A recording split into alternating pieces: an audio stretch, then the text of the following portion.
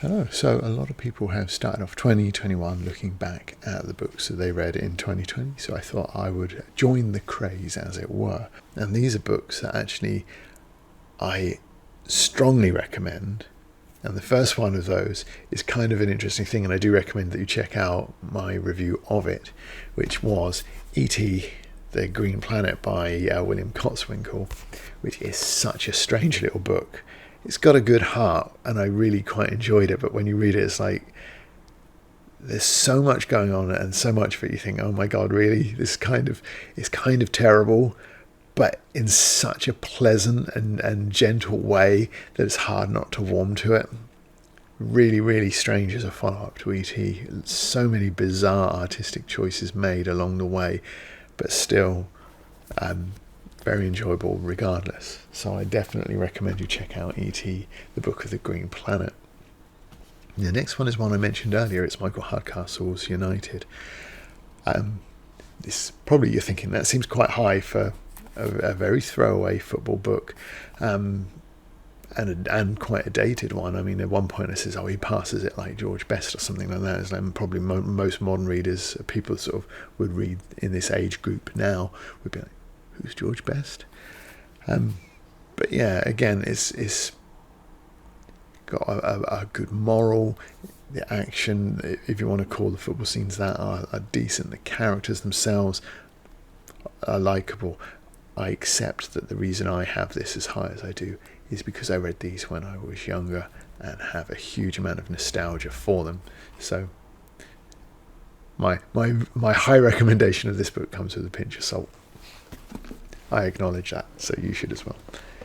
The final 4 books, I think that pretty much everybody will get something from and hopefully enjoy as much as I did. And the first one of those is Swords and Deviltry by Fritz Leiber, which is such a hugely influential text on the fantasy and genre. It like predates things like Dungeons and Dragons, but you can really see where those influences come from. 2 characters, the Grey Mouser and Fafnir.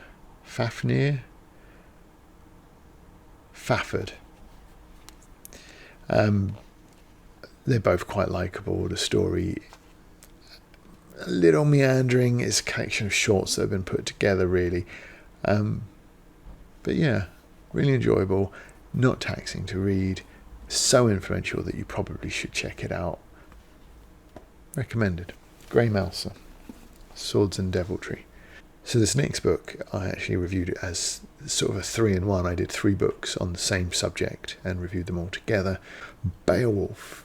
And I'm recommending to you Seamus Heaney's version, which captures the spirit of the original poetry, but is very engaging and very readable.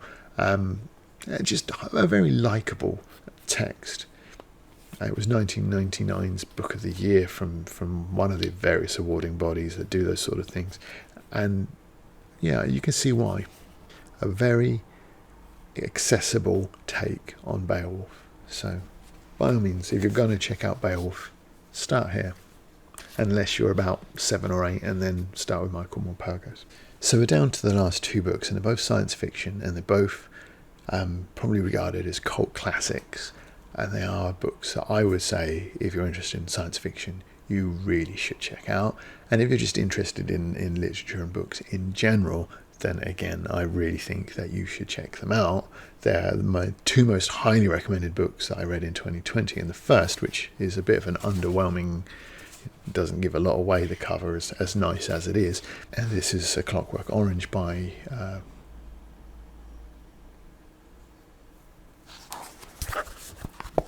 Anthony Burgess. I remember just before I got to open it.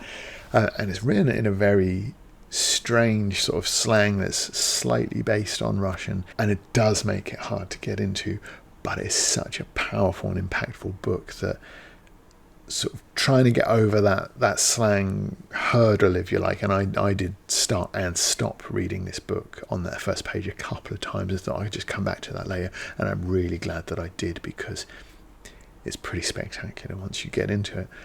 Highly recommended.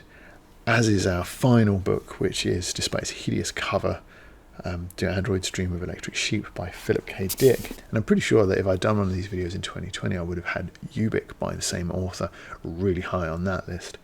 Again, just really thoughtful science fiction, but also capable of upping the tempo and having you on the edge of your seat when it requires that to happen. Perhaps not quite as well written as Ubik, but the themes that it deals with, sort of humanity, what makes us human, really that much more grander than most books that we'll read, and handled in a sort of deft way that really would elevate it so far above sort of our current situation with science fiction that it's definitely worth your time to sort of travel backwards really and have a look at some of those science fiction books from the 60s and 70s.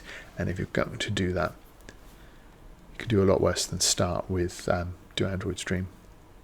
So thank you for watching. Perhaps if you want to share with me your favourite book from the last year, particularly if it was some sort of classic science fiction, I'd really like to hear from you, so post in the comments. In the meantime, thank you for watching, and if you like and subscribe, I will see you in the next one. Bye.